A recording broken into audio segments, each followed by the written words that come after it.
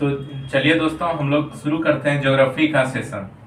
जैसा कि आपको पता है कि ऑब्वियसली टेलीग्राम ग्रुप में आप सारा टास्क देख सकते हैं। आप टेलीग्राम ग्रुप से देख लेंगे क्या टास्क मिला है और उसी अनुसार आप लुसेंट देख के जहां से लाइव डिस्कशन या डिस्कशन देख सकते हैं।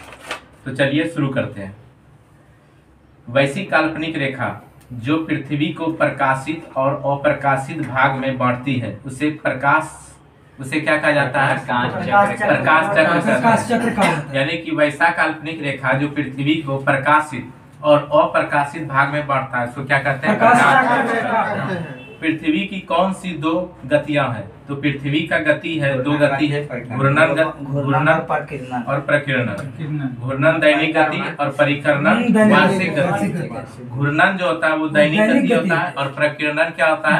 वार्षिक गति होता है। ठीक है। पृथ्वी की कौन सी दो गतियां हैं? तो घूर्णन बताइए। पृथ्वी के अपने अक्ष पर घूर्णन की दिशा क्या है? पश्चिम से पूर्व। एक दो ऐसा मात्र ग्रह है जो कि पूरब से पश्चिम घूरता है। कौन है? शुक्र और अरुण। कौन है? शुक्र और अरुण। ठीक है। पृथ्वी के घूर्णन गति से कौन सी परिघटना होती है? दिन रात का होना। पृथ्वी के घूर्णन गति से दिन रात का होना तय होता है। और ऋतु परिवर्तन किसके कारण होता है? परिभ्रमण के कारण। किसके कारण? परिभ्रमण के कारण। पृथ्वी को सूर्य की एक परिक्रमा पूरा करने में लगा समय कितना होता है? 365 दिन, 6 घंटा और कितना सेकंड देखे थे? 48 मिनट और 6 सेकंड। 46 सेकंड तक। ठीक है। नक्षत्र दिवस कितने समय का होता है? नक्षत्र दिवस 23 घंटा 56 मिनट। नक्षत्र दिवस कितने समय का होता है? 23 घंटा 56 मिनट। यानी लगभग 24 घंटा का होता है नक्षत्र दिवस। यानी एक नक्षत्र दिवस कितना होता है? 23 घंटा 56 मिनट। 23 घंटा 56 मिनट। सौर दिवस कितने समय का होता है? सौर दिवस कितने समय का होता है? 24 घंटा। 24 घंटा। सौर दिवस कितने घंटा का? 24 घंटा का। और नक्षत्र दिवस भी कितने घंटा का? 23 घंटा 56 मिनट। यानी लगभग 24 घंटा के बराबर। ठीक है। पृथ्वी सूर्य के चारों ओर कितनी गति से चक्कर लगाती है? 25 सेकंड। यानी कि 29.8 किलोमीटर प्रति सेकंड। यानी 29.8 किलोमीटर प्रति सेकंड। यानी एक सेकंड में 29.8 किलोमीटर तय कर लेता है। लगभग 30 किलोमीटर प्रति सेकंड। ठीक है। जब पृथ्वी सूर्य से नजदीक होता है तो उसे क्या कहा जाता है? उपसौर। सबसे नजदीक पृथ्वी उपसौर और दूर अपसौर। नजदीक उपसौर, दूर अपसौर। दूर होता है कोई चीज तो अप हो जाता है और नजदीक उपसौर। ठीक है। एक ही हेलियन और पेरिहेलियन। जब उपसौर 3 जनवरी और अपसौर 4 जुलाई। ठीक है। अपसौर 4 जुलाई, उपसौर 3 जनवरी। ठीक है। जब पृथ्वी सूर्य से अधिकतम दूरी पर होता है तो उसे क्या कहा जाता है? अपसौर। 3 जनवरी को उपसौर, 4 जुलाई को अपसौर। ठीक है। उपसौर की स्थिति में पृथ्वी तथा सूर्य का दूरी कितना होता है?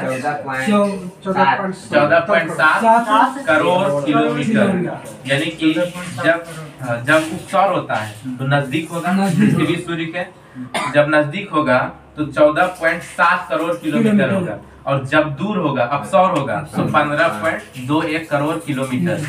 दूर होगा तो 15.21 किलोमीटर और नजदीक होगा तो 14.7। ठीक है। नजदीक होगा तो 14.7 और दूर होगा तो 15.21 करोड़ किलोमीटर। ठीक है। अपसौर तथा उपसौर को मिलाने वाली रेखा क्या कहलाती है? एप्साइड रेखा। क्या कहलाती है? एप्साइड रेखा। अपसौर और उपसौर को मिलाने वाली रेखा को क्या कहते हैं? क्या कहते हैं? एप्साइड रेखा। अपसौर उपसौर को मिलाने वाली रेखा को क्या कहते हैं? एप्साइड रेखा। क्या कहते हैं? एप्साइड रेखा। विषुवत वृत्त से उत्तर या दक्षिण दिशा में स्थित किसी स्थान की कोणीय दूरी को क्या कहते हैं? अक्षांश कहते हैं। विषुवतीय वृत्त कैसा होता है? ऐसा होता है विषुवतीय वृत्त। तो ये बीच में होता है विषुवतीय वृत्त लैटिट्यूड, और उसी के पैरेलल अक्षांश रेखा है, ऊपर अक्षांश रेखा है। तो वही कुछ कह रहा है कि विषुवत वृत्त से उत्तर या दक्षिण दिशा में स्थित किसी स्थान की कोणीय दूरी को क्या कहते हैं? अक्षांश कहते हैं। क्या कहते हैं? अक्षांश कहते हैं। विषुवत वृत्त के उत्तर भाग को क्या कहते हैं? उत्तरी अक्षांश। विषुवत वृत्त के उत्तरी भाग को, रेखा नहीं, उत्तरी भाग को नॉर्थ पोल और दक्षिणी भाग को साउथ पोल। ठीक है, दक्षिणी ध्रुव। ठीक है। 0 डिग्री अक्षांश रेखा किसे कहते हैं? विषुवत रेखा, इक्वेटर, विषुवत रेखा। 0 डिग्री से उत्तर में स्थित रेखा उत्तरी अक्षांश और दक्षिण में दक्षिणी अक्षांश। 2 अक्षांश रेखाओं के मध्य दूरी कितनी है? 111 किलोमीटर। 2 अक्षांश रेखाओं के मध्य दूरी कितनी है? 111 किलोमीटर। यानी एक अक्षांश और 2 अक्षांश के बीच की दूरी 111 किलोमीटर। कितना? 111 किलोमीटर। अक्षांश समांतर की कुल संख्या कितनी है? 179। अक्षांश समांतरों की कुल संख्या कितनी है? 179। यानी टोटल अक्षांश कितनी है? 179। और 2 अक्षांश के बीच की दूरी 111 किलोमीटर। टोटल अक्षांश कितना है? 179। और कितना दूरी है दोनों के बीच? 111 किलोमीटर। ठीक है, बताइए उपसौर के समय कितना दूरी होता है पृथ्वी और सूर्य के बीच में? 14.7। और अपसौर के समय 15.21 किलोमीटर, 15.21 करोड़ किलोमीटर। ठीक है, बताइए 3 जनवरी को होता है पेरिहेलियन, 4 जुलाई को अपसौर। ठीक है, एपिहेलियन, पेरिहेलियन। ठीक है, बताइए 23.5 डिग्री उत्तरी अक्षांश रेखा को क्या कहते हैं? और 23.5 डिग्री दक्षिणी अक्षांश रेखा को मकर रेखा क्या कहते हैं? मकर रेखा। भूमध्य रेखा के उत्तर में कितना डिग्री अक्षांश को कहते हैं? भूमध्य रेखा का उत्तर यानी 66.5 डिग्री अक्षांश क्या कहते हैं? आर्कटिक वृत्त। और भूमध्य रेखा के दक्षिणी में 66.5 डिग्री अक्षांश अंटार्कटिक वृत्त। ठीक है, यानी 66.5 डिग्री अक्षांश जाएंगे भूमध्य रेखा का, तब मिलेगा आर्कटिक वृत्त। और 66.5 क्षेत्र शुरू हो जाता है 66.5। और 66.5 डिग्री अगर दक्षिण में चले जाएंगे अंटार्कटिक वृत्त शुरू हो जाता है। ठीक है, ग्रीनविच वेधशाला से गुजरने वाली देशांतर रेखा को क्या कहते हैं? प्रधान भूमध्य रेखा। ग्रीनविच वेधशाला से जो गुजरता है, गुजरने वाली देशांतर रेखा यानी कि ये वाला रेखा, उसको क्या कहते हैं? मध्य रेखा। और उसी से समय का पता चलता है। ठीक है, प्रधान मध्याह्न रेखा की बाईं ओर की रेखा क्या कहलाता है? पश्चिमी देशांतर। दाईं ओर की रेखा पूर्वी देशांतर। ठीक है, 1 डिग्री देशांतर की दूरी तथा करने में पृथ्वी को लगा समय 4 मिनट। यानी 1 डिग्री में 4 मिनट का समय लगता है। ठीक है, यानी उसी तरह करते भारत ग्रीनविच दोनों के बीच का दूरी साढ़े 5 घंटा। ठीक है, यानी कि कितना डिग्री का अंतर हो जाता है? 82 डिग्री का वहां से। ठीक है, और 82 डिग्री को हम टाइम में चेंज करेंगे तो 5.5 घंटा का अंतर हो जाता है। ठीक है, 2 देशांतर रेखाओं के बीच की दूरी क्या कहलाती है? गोरे। 2 देशांतर रेखा के बीच की दूरी को क्या कहते हैं? गोरे कहते हैं। ठीक है, गोरे। और 0 अंश अक्षांश एवं 0 अंश देशांतर एक दूसरे को कहाँ काटती है? अटलांटिक। 0 अंश अक्षांश एवं 0 अंश देशांतर। ठीक है, यानी कि अक्षांश ये हो गया और देशांतर अटलांटिक महासागर कहाँ काट देता है? अटलांटिक महासागर। ठीक है, अटलांटिक महासागर के सबसे नजदीक नीचे काटता है। ठीक है, बताइए विकास जी, बताइए कि अपसौर क्या होता है? अपसौर मतलब सूर्य के जो अधिकतम सूर्य पृथ्वी का कितना किलोमीटर दूरी होता है? 15.1 करोड़ किलोमीटर। ठीक है, 15.2। उपसौर की स्थिति उपसार में होता है 14.7 करोड़ किलोमीटर। हाँ। 1000 किलोमीटर। करोड़ किलोमीटर ऐसे एवरेज में होता है। सूर्य और पृथ्वी का दूरी 15 करोड़ किलोमीटर के आसपास एवरेज में। 15 एक करोड़। जगह 15 करोड़ किलोमीटर। इससे साइंस में दिया हुआ है 14.21 करोड़ किलोमीटर। ऐसे 3 जनवरी 4 जुलाई देता है हाँ। साइंस वाला। 3 जनवरी और 4 जुलाई। 3 जनवरी और 4 जुलाई। ठीक, बताइए मानचित्र एवं ग्लोब पर पाई जाने वाली प्रतिच्छेद रेखाओं को क्या कहते हैं? भौगोलिक लेखा जाल। भौगोलिक लेखा जाल क्या कहते हैं? भौगोलिक लेखा जाल। ठीक है। कर्क संक्रांति, कर्क संक्रांति यानी कि कैंसर सॉल्स्टिस 21 जून को सूर्य कर्क रेखा पर लंबवत होता है। ठीक है, इसी को क्या कहते हैं? कर्क संक्रांति। कर्क संक्रांति कब होता है? 21 जून को। कब होता है? 21 जून को। कर्क संक्रांति कब होता है? 21 जून को। उस समय क्या होता है? इस दिन शायद सूर्य पृथ्वी का चमकता है डायरेक्ट। सूर्य जो है कर्क रेखा के लंबवत होता है। जब सूर्य कर्क रेखा के लंबवत होगा तो हम लोग तो कर्क रेखा पर है, तो ज्यादा हम लोग को गर्मी लगेगा। माथा पे हाँ, एकदम माथा पे चमकता है और उसी को कहते हैं, इसीलिए 21 जून को गर्मी भी होता है ज्यादा। नॉर्वे में अर्धरात्रि के समय 21 जून को दिखाई पड़ता है। नॉर्वे में अर्धरात्रि के समय सूर्य का दिखाई देता है 21 जून चला को। जाता है सूर्य होगा। ठीक है। मकर संक्रांति, मकर संक्रांति क्या होता है? 22 दिसंबर को सूर्य मकर रेखा पर लंबवत होता है, उसी को क्या कहते हैं? मकर संक्रांति। इस दिन दक्षिणी गोलार्ध में सबसे बड़ा दिन होता है।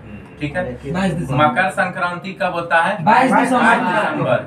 और कर्क संक्रांति कब होता है? 21 जून। 21 जून। कर्क संक्रांति 21 21 जून को। चूंकि कर्क रेखा पर सूर्य लंबवत होता है तो उस समय क्या होता है? ज्यादा गर्मी होता है। 21 जून को और क्या मनाया जाता है? योगा योग दिवस।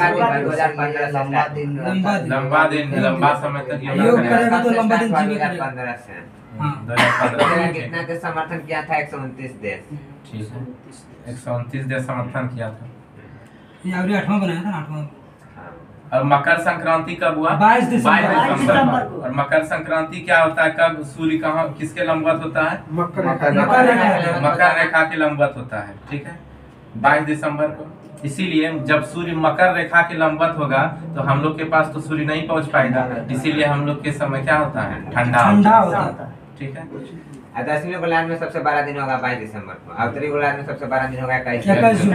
ठीक है। दक्षिणी गोलार्ध में सबसे बड़ा दिन 22 दिसंबर और उत्तरी गोलार्ध में सबसे बड़ा दिन 21 जून। उत्तरी गोलार्ध में सबसे बड़ा दिन 21 जून। ठीक है, क्योंकि ऐसे याद रख सकते हैं हम लोग उत्तर में तो उत्तरी गोलार्ध में सबसे छोटा दिन 22 दिसंबर। उल्टा कर देना। उल्टा कर देना है। ठीक है, चलिए। दक्षिणी गोलार्ध में 21 23 सितंबर एवं 21 मार्च को संपूर्ण पृथ्वी पर दिन एवं रात बराबर होते हैं, यानी पूरे पृथ्वी पर 21 मार्च और 23 एक ही समय में 21 मार्च और 23 सितंबर को दिन रात बराबर होते हैं। 12 घंटा का 21 मार्च कल 21 मार्च और 23 दिसंबर। कल बराबर होगा। कल कल बराबर हो जाएगा। कल 21 मार्च। कल 31 मार्च है। 21 है, 31 नहीं 21 तो हो गया। 23 सितंबर और 21 मार्च 21 मार्च दिन और रात बराबर होता है। ठीक है। आपको नहीं समझ में आया तो यूट्यूब वाला को कैसा समझ में आएगा? 21 मार्च और 23 सितंबर दिन रात बराबर होता दिन है। रात बराबर 12 है। घंटा। चलिए थोड़ा उन्हें लगा टेढ़ा वैसा। ठीक है, चलिए। 21 मार्च से 23 सितंबर की अवधि में उत्तरी गोलार्ध में सूर्य प्रकाश 12 घंटे का या अधिक समय तक प्राप्त करता है। ठीक है, 23 सितंबर को, यानी कि 21 मार्च और 23 सितंबर को सूर्य जो है वो 12 घंटा या अधिक समय तक प्रकाश प्राप्त करता है। ठीक है, चलिए। पृथ्वी को अपनी अक्ष पर झुकी होने के कारण क्या होता है? दिन और रात बड़ा होता है, बड़ा छोटा होता है। ठीक है, झुके होने के कारण दिन और रात बड़ा छोटा होता है। और ऋतु परिवर्तन किसके कारण होता है? परिभ्रमण के कारण। ठीक है, घूर्णन के कारण दिन रात। घूर्णन के कारण दिन रात। दिन रात छोटी बड़ी होगा झुकी हुई झुके होने के कारण। दिन रात होता है परिक्रमण के कारण, घूर्णन के कारण। दिन रात होता है घूर्णन के कारण और छोटा बड़ा होता है दिन रात लेटा होने के कारण। झुके हुए के कारण झुकाव अरे तो परिवर्तन होगा परिक्रमण के कारण। परिक्रमण के कारण। चलिए, परिक्रमण या परिभ्रमण? हाँ वही परिक्रमण करना या परिभ्रमण करना वही है। परिक्रमण कीजिए या परिभ्रमण कीजिए वही है। तो समझ में आया सब? जी। दिन रात बड़ा छोटा होने का कारण झुकी हुई झुका और दिन रात का होना घूर्णन के कारण। घूर्णन मतलब स्थिर जगह पर घूर्णन होना। दिन- अब परिक्रमण मतलब मतलब कि- चारों चारों बगल घूम जाना। उड़ते हुए भी चारों ओर घूमना। हाँ, ठीक है।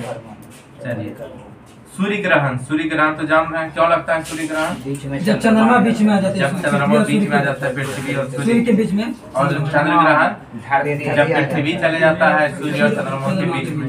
ठीक है। चलिए, दोनों जो है चंद्र ग्रहण कब लगता है? पूर्णिमा के समय। पूर्णिमा कब के- लगता है? पूर्णिमा के समय में। ठीक है। चलिए चलिए, यहीं तक रहने देते, ज्यादा इससे छाटना पड़ जाता बोल है। दीजिए सर। ठीक है।